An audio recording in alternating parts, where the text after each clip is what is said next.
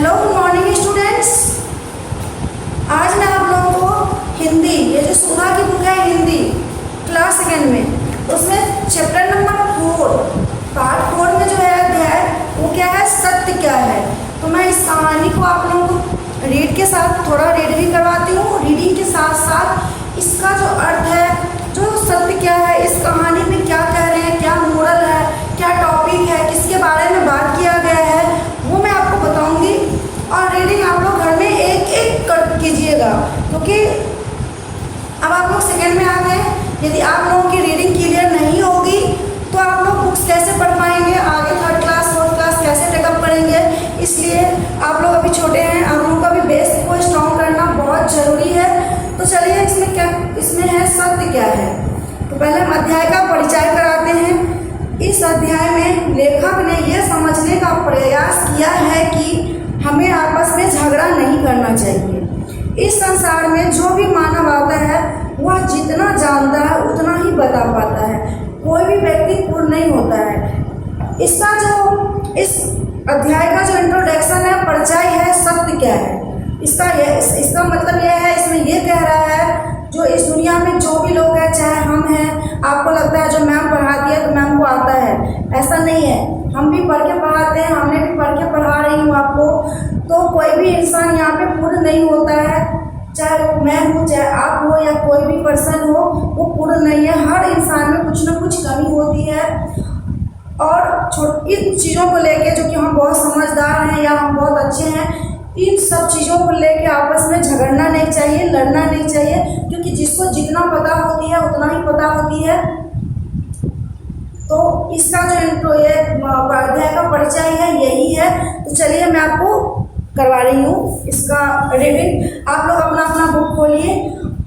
ये चैप्टर 4 है और एक एक लाइन देखिए। यहाँ कह रहा है, बहुत समय पहले की बात है, एक बार एक गांव में कहीं से एक हाथी आ गया। एक गांव में क्या हुआ, एक हाथी घुस आया। हाथी को देखने के लिए भीड़ उमड़ पड़ी। भीड़ में 6 अंधे व्यक्ति भी थे। उन्होंने भी अपने हाथों से हाथी को छूकर जानना चाहा कि हाथी कैसा होता है। अब वहाँ क्या हुआ, जब उस गांव में हाथी घुस आया तो वहाँ पे क्या था, 6 अंधे थे। तो वो 6 अंधे जो थे, तो उसने भी हाथी को, वो आँख तो था नहीं उसके पास जो वो देख पाते हैं, तो उन्होंने उसे छू के ये समझना चाहा कि वो हाथी कैसे होते हैं, फील करना चाहा, महसूस करना चाहा। तो चलिए उसने क्या किया, महसूस करके क्या किया। पहले अंधे व्यक्ति का हाथ हाथी के दांत पर पड़ा, दूसरे का उसकी सूंड पे। इस प्रकार अन्य के हाथ, कान, पैर, पेट तथा पूंछ पर पड़े। रास्ते में घर लौटते समय वो आपस में बात करने लगे। अब क्या हुआ, वो तो अंधे थे, हाथी तो विशाल जानवर है। अब आंख बंद में किसी ने जो हाथ दिया उसको छूने के लिए, परखने के लिए, तो किसी के हाथ में उसका पूंछ आया, किसी को उसका दांत आया, किसी को उसका आँख आया, किसी को उसका नाक आया, किसी को उसका मोटा पेट आया। मतलब जब उसे छू रहे थे तो सबको विभिन्न अंगों उसके हाथ में आए। अब वो लोग जब छू लिए, उसे परख लिए, तो वो लोग अपने अपने घर को लौटने लगे। तो जब 6 लौट रहे थे तो वो सब अपने अपने आपस में बात कर रहे थे। अब बात क्या कर रहे थे, चलिए देखते हैं। तो वो आपस में बातें करने लगे। पहला अंधा व्यक्ति बोला, हाथी बड़ा विचित्र जानवर है, यह एक गद्दा की तरह होता है। पहले जो था वो छुआ होगा तो उसका विशाल शरीर हाथ में आया होगा। तो पहला वाला बोल रहा है, हाथी जो है सो बड़ा विचित्र, अनोखा। विचित्र क्या होता है, अनोखा। यहाँ पे शब्दार्थ दिया हुआ है, उस शब्दार्थ की हेल्प से आप लोगों को हेल्प मिल जाएगी। तो वो बोला जो हाथी जो है सो बड़ा विचित्र है। तो वो कैसे, तो गद्दे, वो जो है ना वो गद्दे की तरह होता है। इसमें दूसरा व्यक्ति जिसने सूंड को छुआ था वो बोला, नहीं, हाथी एक मोटे सांप की तरह होती है। दूसरे ने जो था, जब उसने छुआ होगा तो उसके हाथ में सूंड आया होगा, वो सूंड तो लंबी होती है। उसने बोला जो नहीं, हाथी जो है वो एक सांप की तरह होती है, सांप की तरह होता है। तभी तीसरा अंधा व्यक्ति बोले, हाथी के कानों को छुआ था। बोला नहीं, तुम झूठ बोल रहे हो, हाथी सूख जैसा होता है। अब तीसरा व्यक्ति जो छुआ था तो वो कान को छुआ था, उसने बोला नहीं आप लोग झूठ बोल रहे हो, हाथी एक सूप, सूप जानते हो, गोल सा होता है सर्कल की तरह, गाँव में उससे गेहूँ सब फटकते हैं लोग, गेहूँ चावल उससे चुनते हैं, बीनते हैं, दाल वाल फटका जाता है, उसको सूप बोलते हैं। तो हाथी का जो कान होता है बहुत बड़ा होता है सूप की तरह। तो भैया वो बोला जो नहीं तुम लोग झूठ बोल रहे हो, हाथी जो है उसका जो कान होता है, सॉरी वो हाथी जो है वो एक सूप की तरह होता है। चौथा व्यक्ति जिसने हाथी के पैर को छुआ था बोला तुम सब मूर्ख हो, हाथी एक खंबे की तरह होता है। अब क्या हुआ, चौथे ने छुआ था, उसे उसकी पैर पकड़ में आई थी, तो पैर तो मोटा होता है हाथी का, तो वो बोला जो नहीं तुम तीनों के तीनों झूठ बोल रहे हो, उसका जो पैर है वो खंबे, उसे खंभा लगा, तो हाथी जो है वो खंबे की तरह होता है। इसी प्रकार अन्य अन्य व्यक्तियों ने हाथी को क्रमशः नगाड़े व झाड़ू के समान बताया। अब वह सारे आपस में झगड़ने लगे, हर एक व्यक्ति दूसरे को गलत बता रहा था। अब वो सब अपने अपने आपस में लड़ने लगे और सब एक दूसरे को गलत बता रहे थे, झूठे बता रहे थे, तुम झूठ बोल रहे हो, तुम झूठ बोल रहे हो, इसी पे वो आपस में सब लड़ रहे थे। उसी टाइम क्या हुआ, वहां से एक व्यक्ति गुजर रहा था, वह उनका झगड़ा देखकर रुक गया, उसे अंधों को झगड़ते देखकर हंसी आ गई। वह बोला सज्जनों तुम सब आपस में व्यर्थ में लड़ रहे हो, हाथी की सूंड सांप की तरह होती है, उसके दांत गदा की तरह होते हैं, उनका कान सूप की तरह, पैर खंबे की तरह होते हैं, उसका पेट नगाड़े की तरह होता है और पूंछ झाड़ू के समान होती है। मतलब वो एक आदमी वहाँ पे अचानक से आया और इन सबको लड़ते हुए देख के उसे हंसी आ गई और वो वहाँ रुक के इन सबको समझाया तो तुमने सबने जो अलग अलग छुआ है, तो हाथी का जो था वो पूंछ जो था वो झाड़ू की तरह, वो सबने उसका डिस्क्राइब किया, वर्णन किया, तो एक ही हाथी में ये सारे चीज होते हैं। इस प्रकार तुम सब अपनी अपनी तरफ से ठीक हो और तुम सब अपने अपने जगह पे सही हो, जिसको जो चीज तुमने हाथ से छुआ उसे यही लगा, तुमने जितना जाना उतना ही कहा, जितना समझा उतना।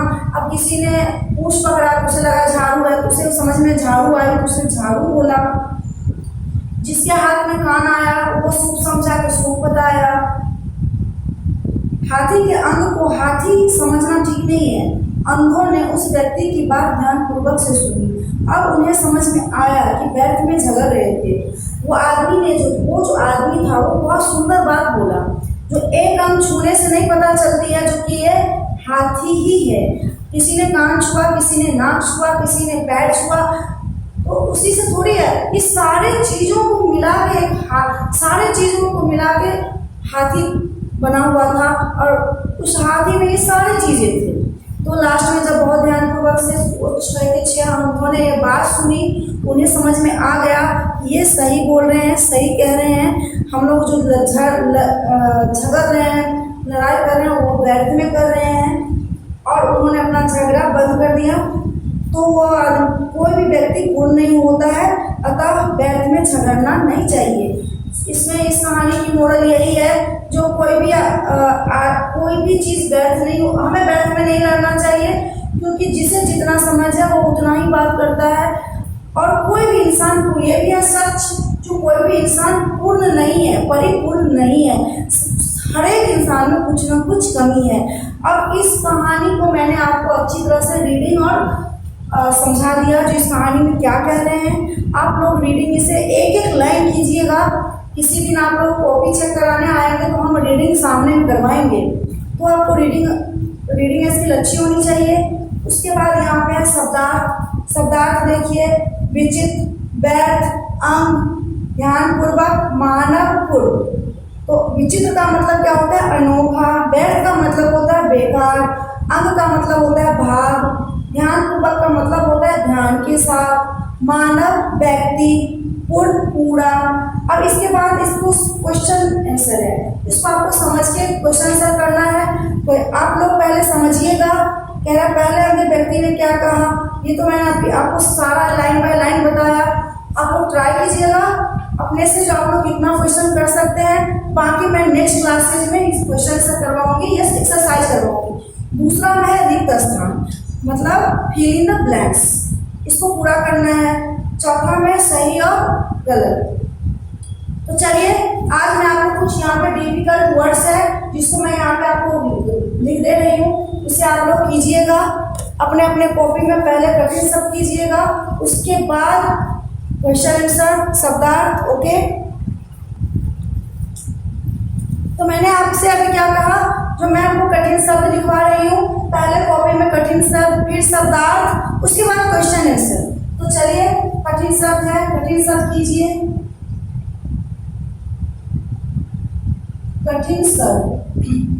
अब इस बुक को आप लोग खुद भी पढ़ के जो इसमें आपको लगता है जो ये पढ़ने में दिक्कत होगी उसे आप लोग पेंसिल से अंडरलाइन कर लीजिए। अंडरलाइन का मतलब ऐसे निशान लगा लीजिए और उसको अपने नोटबुक में लिखिए, उसको पढ़िए।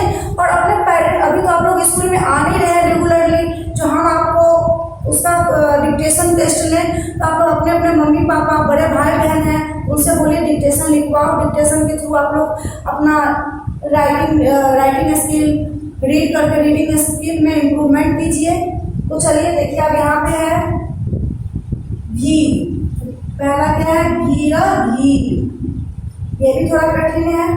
व्यक्ति, व्यक्ति। उन्होंने, उन्होंने। उसके बाद है दांत, दांत। सूल। इसके बाद है प्रकार,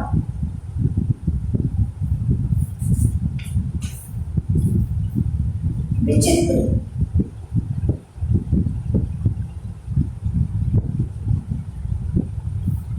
क्रमशः,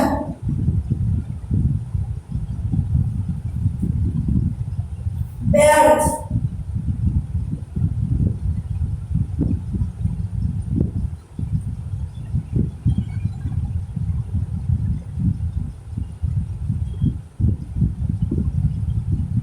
सज्जनों।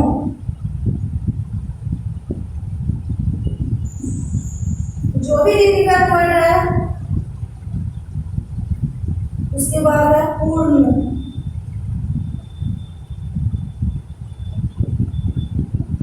ध्यानपूर्वक।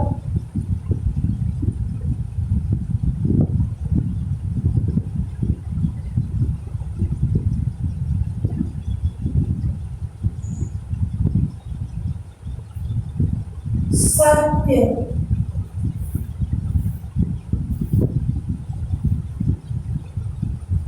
सूप।